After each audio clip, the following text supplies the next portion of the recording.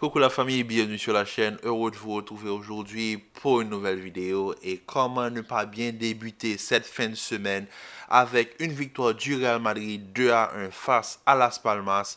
Le Real Madrid qui a été mené au score, mais quand même, on le sait tous que le Real Madrid c'est une équipe à réaction. Mais avant de rentrer sur les faits de jeu, c'est-à-dire les buts, j'aimerais juste revenir sur la première mi-temps. C'était quoi cette première période de football? Je me suis rarement autant ennuyé à voir le Real jouer pendant une mi-temps. C'était du n'importe quoi. Brahim Diaz était inexistant.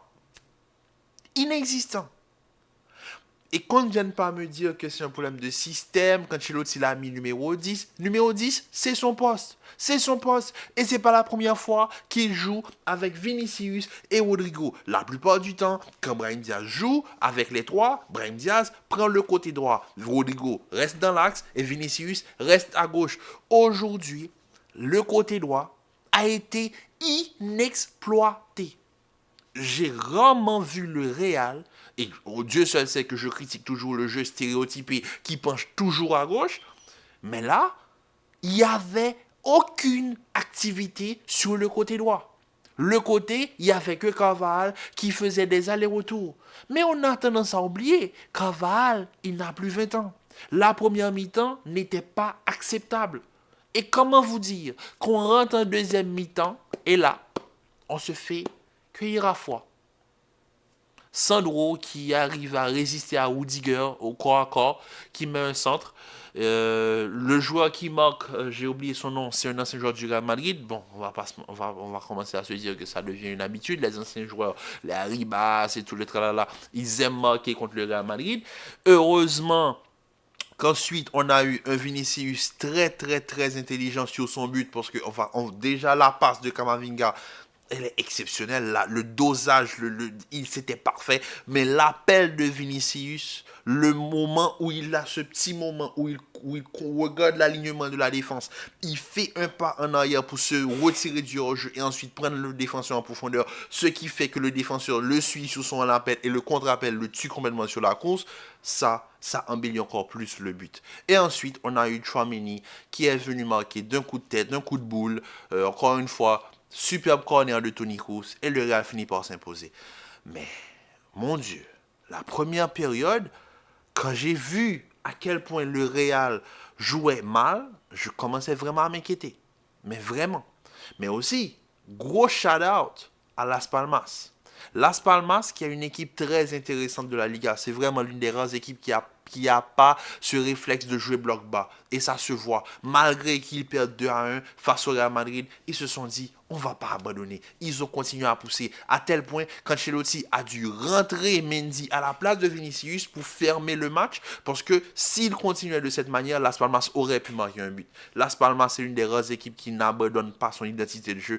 Que ça soit le Real, que ça soit le Barça, que ça soit l'Atlético, il n'y a pas de bloc bas. C'est une équipe qui vient jouer au football. Et franchement, on a eu droit à un beau match de football aujourd'hui. Un bon match, à part la première mi-temps. On a eu droit à une bonne mi-temps de football. Parce que la première mi-temps, si tu es fan du Real Madrid, tu le vois d'une autre manière. Si tu es fan de Las Palmas, tu le vois d'une autre manière. Tu te dis, ok, Las Palmas, on joue bien. Mais on n'arrive pas à marquer. Ça va arriver. Si tu es fan du Real Madrid, tu penses comme moi. Tu vois une mi-temps sur deux. Tu vois pas la première mi-temps. Tu l'oublies. Parce que la première mi-temps, c'était... J'ai même pas de mots. J'ai pas de mots. Une équipe qui penche tout son jeu à gauche. Le couloir droit est inexploité. Ça se voit que Valverde n'était pas sur le terrain. D'habitude, Valverde, c'est celui qui prend les mètres sur le côté et ça permet à Carvajal de faire les dédoublements sur le côté. Quand Valverde n'étant pas là aujourd'hui, Ceballos ne prend pas le côté, il vient seconder Camavinga surtout au niveau du marquage. Et là, t'as personne sur le côté. Je m'attendais à ce que Brahim Diaz ou Rodrigo, l'un d'entre eux, soit assez intelligent pour prendre le côté droit afin de pouvoir apporter de l'équilibre au jeu, mais pas du tout. Les deux, ils sont restés dans l'axe et Brahim Diaz, il est tellement resté dans l'axe, je vous assure, après la première mi-temps, quand je prenais mes notes, j'ai oublié qu'il était dans le 11 de départ. J'ai complètement oublié que Brahim Diaz était dans le 11 de départ. Mais bon, le Real Madrid s'est imposé. On prend 3 points. On reste premier de la Liga. Et ça, c'est le plus important. Franchement, un bon match de football. Cette fois-ci, il n'y a pas eu de problème avec l'arbitrage. On aura une semaine de paix. Une semaine où les Catalans ne viendront pas nous casser les bonbons. On aura droit à une semaine de pause. Donc, bon, en tout cas, le Real reste premier. Donc, c'est déjà une très bonne chose. On continue sur notre lancée. Prions que Rudiger ne se blesse pas, parce que franchement, Rudiger, il est exceptionnel dans tout ce qu'il fait, dans tout ce qu'il entreprend avec le Real Madrid, c'est exceptionnel. C'est notre meilleur défenseur, c'est aussi le seul défenseur, parce qu'on va revenir aussi sur le premier but, sur le but de Las Palmas. Nacho. Est-ce qu'on peut m'expliquer qu'est-ce qui se passe avec Nacho? Parce que j'ai pas... Nacho, il est lent. Il est très lent. Et c'est une chose que je ne lui aurais jamais attribué, cette lenteur. Il est mal placé. Sa lecture de jeu est très mauvaise. Qu'est-ce qui s'est passé avec notre Nacho? Notre soldat. Après Vasquez, Nacho, c'est notre soldat le plus fidèle. C'est le soldat sur lequel tu peux toujours compter. Mais de cette saison... Depuis qu'il a un petit peu plus de temps de jeu, il joue tellement mal. Ses prestations sont moyennes.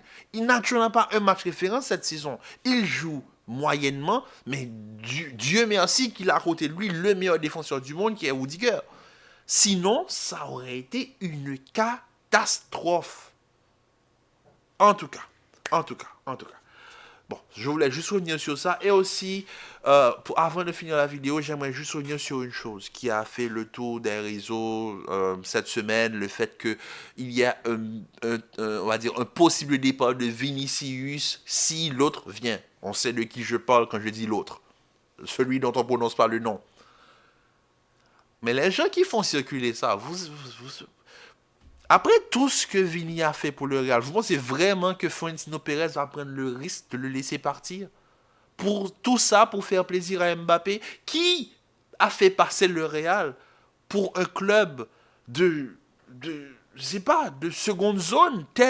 Quel joueur a eu cette capacité médiatique de faire traîner le Real autant sur des différents mercatos sur plusieurs années? Il n'y a personne.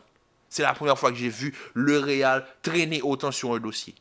À tel point que par orgueil, parce que ça, on va pas se mentir, c'est de l'orgueil, si Mbappé, et avec tout ce qu'il a eu cet été, voulait venir, et que le Real pouvait aller le prendre, le Real aurait fait un geste. Mais le Real a refusé. Et ça, c'est déjà une bonne chose. Parce que courir après un joueur, c'est très, très, très, très frustrant, surtout pour nous les fans. On veut un projet. On a un projet qui est cohérent. S'il ne veut pas venir, on devrait passer à autre chose. Donc, vous pensez vraiment que Florentino Pérez va vendre Vinicius, le chouchou du public, le chouchou du Bernabéu, le nouveau, leader technique de cette équipe, pour faire plaisir à l'autre?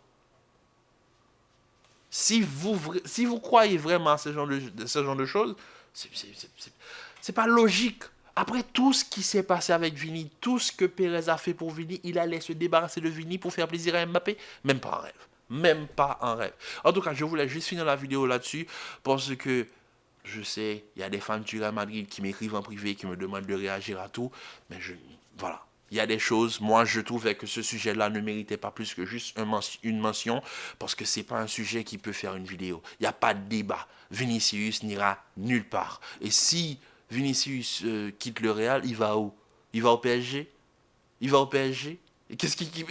Vinicius ne va nulle part. Point barre. C'est tout. Donc si vous êtes la famille, prenez soin de vous. Commentez, likez, partagez, restez en paix, santé. Je vous dis à tout à l'heure pour une nouvelle vidéo.